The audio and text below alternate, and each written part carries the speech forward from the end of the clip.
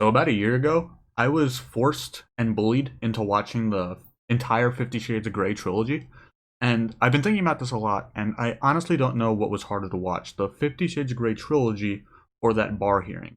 The 50 Shades of Grey trilogy or the Democratic and Republican response to these protests. I really don't know. So whether you like the Attorney General or not, it does not really matter. The whole point of that hearing was to hear what he had to say, and the Democrats would not stop interrupting him and attacking him. It was so frustrating to watch. The Democrats would constantly level attacks and questions against Barr, and when he began to answer, they would cut him off and say, "I'm reclaiming my time," and they would not let him respond. It was so frustrating. We'll assume that that was all coincidence. In a related I've already explained that it had been planned all day. Attorney General, the time is mine. When asked about the use of pepper bombs fired at Americans in Lafayette Square, you said, quote, "No, there were no chemical irritants. Pepper spray is not a chemical irritant. It's not chemical," quote. Well, everything is chemical. I was referring to a dichotomy in these kinds of things between chemical compounds and naturally occurring substances. Attorney General, reclaiming my time.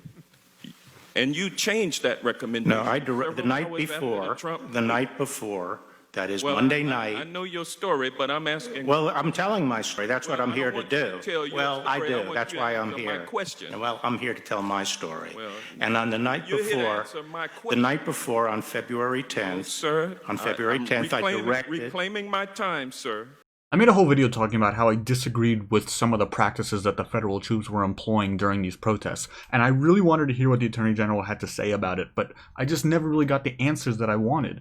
I mean, it was so clear that the people in charge of this wanted to make it a Democrat versus Republican event rather than a listening to what the Attorney General has to say event, and it was just horrible. I mean, there was literally a point where one of the people asked Barr, "You're a Republican, right? Just so we can get this clear, so that we can be justified in how we're attacking you and not letting you speak." And in fact, you and your wife have donated over $730,000 to Republican and conservative candidates, including donations of $58,000 to Republican senators and Senate candidates in the 4 months preceding your confirmation. That's correct, Are you surprised I'm a Republican? My favorite part of the hearing was when Barr asked to go to the bathroom and he was denied permission, like he was a 5-year-old. Sorry, Mr. Chairman, could we take a 5-minute break? Dean is recognized. Could we take a 5-minute break, Mr. Chairman? No. That's a common courtesy, Dean Mr. is Chairman, recognized. of every witness. Bathroom breaks have been canceled in 2020, so sorry, no more bathroom breaks. And Barr was also very frustrating in certain aspects where he would be asked very confrontational yet valid questions, and he would basically just either ignore it or give very vague answers that didn't really address the question. And this whole hearing was pretty much useless just because it turned into a Republican versus Democratic shouting match rather than a conversation about these protests and about the federal troops, which is what it should have been. This ridiculous polarization is starting to inhibit the ability for Democrats and Republicans to say obvious things. For example, Republicans are unwilling to say that the overwhelming majority of these protesters are peaceful and that these protests do not deserve to be painted in the broad stroke of being violent. And also Democrats are unwilling to say that although the majority of these protesters are peaceful, that does not excuse the violence that is taking place, and this violence does deserve to be condemned. It's just ridiculous. We should all be supporting people's rights to peacefully protest, and we should all be saying that using violence to protest is wrong.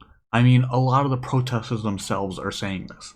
But yet, they want to go over there and destroy property.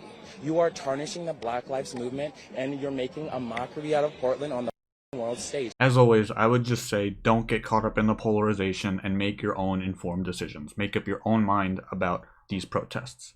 And that's about it. Thank you so much for watching. Please be sure to subscribe and like if you enjoyed the video. And as always, please give me your feedback on everything. Let me know what you think, if you agree or disagree. And most of all, be safe, have a good day, and thank you again for watching. Have a good one.